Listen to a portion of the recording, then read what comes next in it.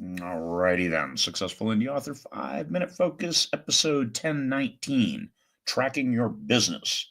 And before we get started, please, if you haven't already, click that subscribe button because it really helps us out. Be having the subscribers, you get notified whenever I release something. And more importantly, it helps keep our numbers with YouTube Johto so they're all happy and keep giving us some love on their algorithms.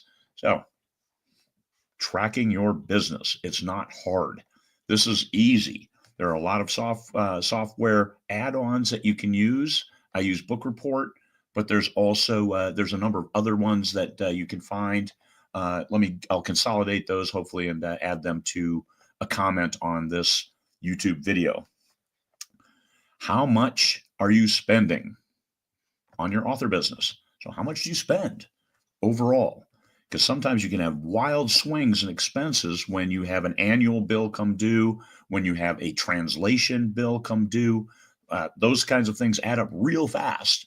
And so trying to pinch $20, $30 expenses at the cost of a $7,500 expense later, you might want to make sure you're tracking the right things in the right way.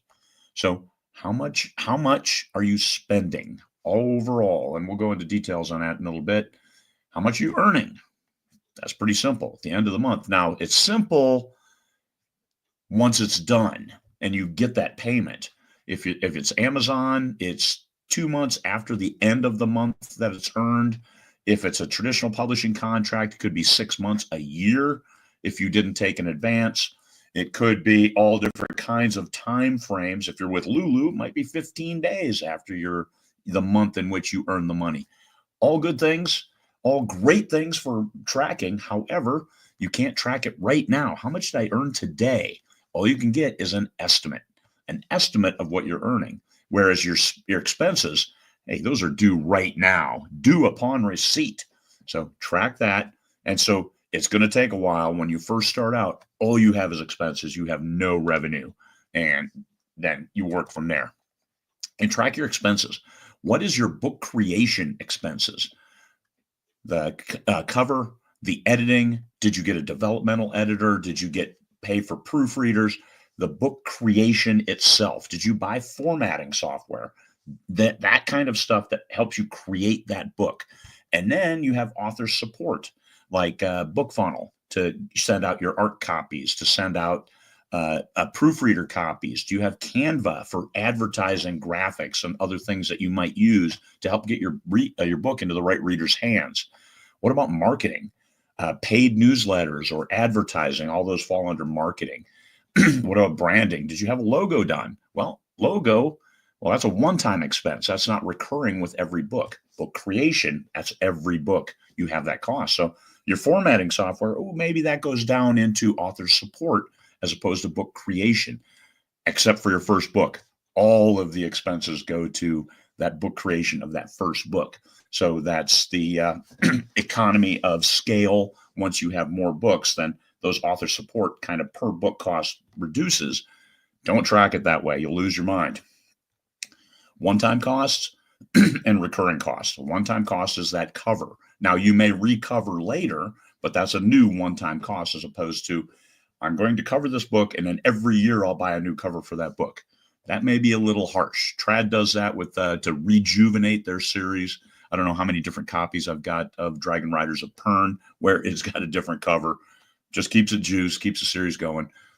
But that's them. For us, one cover might work if it's genre appropriate and it works. What are your costs regardless of sales and cost per sale, such as your website, your logo? What are those costs? And they're going to come whether you sell a book or not, you're going to get those costs. So keep that in mind. And then your revenue streams. We don't want just one. We don't want just Amazon ebooks. So they send you money once a month, 2 months after the month in which it was earned, and you get this nice series of payments based on countries around the world. But that's still one revenue stream. What about audio? What about separate paperbacks? What about direct sales? What about merchandise? What about put your audio up on YouTube, and then you get enough subscribers, enough watch hours, then you can monetize. So you get that revenue change through Google ads is where that money comes from. All of that different stuff that can come in, the revenue streams. How can you expand your revenue streams? Tracking your business. Right at the beginning, you're going to have one revenue stream. You're going to have one set of costs. How much did it cost to get this book out there?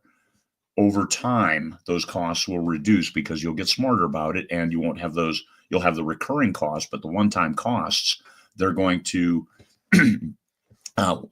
go away after a month, after a year. Once you pay taxes on that stuff or saved taxes on that stuff, then next year, you don't have any of that overhead for that one book. It's on Amazon. It doesn't cost you anything to keep it on Amazon, or it doesn't cost you anything to keep it on Kobo or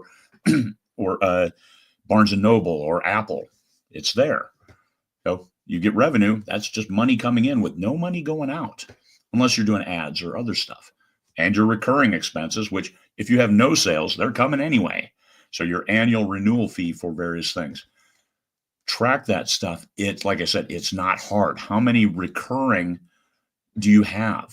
I probably have 20 because I've just been buying them over the years, and I set them all for, just pay automatically next year. And as they pop up, I've been killing them one by one because I have services I absolutely don't use. It costs $120 a year. No, stop that madness. So it's better to keep track now. Take care of that stuff. Take care of your business. But you got to get that book out there. You got to get those books out there. Quantity has a quality all its own. However, the quantity must be quality.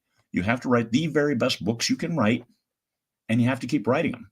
Having a single book isn't going to get you where you want to go unless you just wanted to get that one book out there. But if you want to be a professional author, a continuing professional, that one book is not going to sustain you. It's just like one great Thanksgiving meal. It's not going to sustain you. It'll work for a week, but then you got to cook something else. That next book. Nothing sells the last book like the current book. Get it out there. Keep writing. Because if you like writing, then writing's what you do, and you're going to produce books. All right. This was a long one. However, a lot of important stuff with tracking your expenses and managing your business. It's not hard. There's not that many.